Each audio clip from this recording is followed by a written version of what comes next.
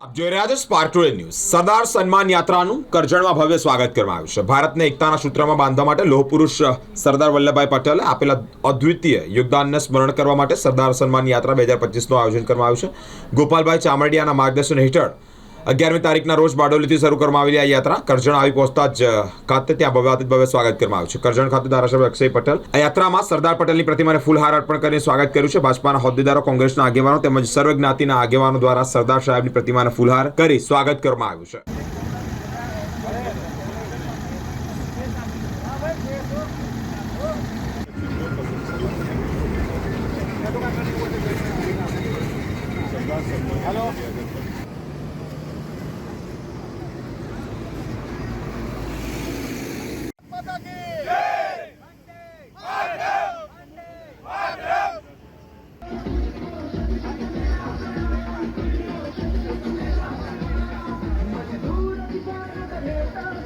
संचालक एवं गोपाल काका चमाड़ी वती आपको हृदयથી આભાર વ્યક્ત કરું છું। ધન્યવાદ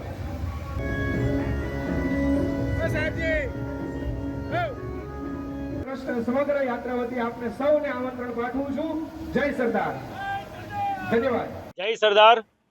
આજે ગોપાલભાઈ ચમાડી જે સંકલ્પ લઈને નીકળ્યા છે સરદાર સાહેબની 150મી જન્મ જયંતિ નિમિત્તે, એ સરદાર સાહેબના કામોને સર્વ સમાજની જ્ઞાતિ સાથે જે સરદાર સાહેબે જે કામો કરેલા, અખંડ ભારતની રચના કરેલી, તો એ વર્ષો સુધી, પેઢીઓ સુધી ચાલતા રહે એ સંકલ્પથી આવનારી પેઢીને બી એ મેસેજ પહોંચાડવા માગે છે। તો એ સરદાર સાહેબની જન્મ જયંતિ નિમિત્તે સરદાર સન્માન યાત્રાનું આયોજન કર્યું છે।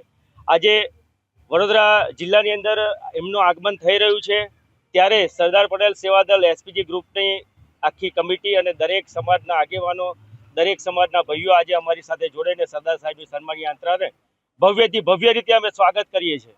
જય સરદાર, જય સરદાર, જય જય સરદાર, જય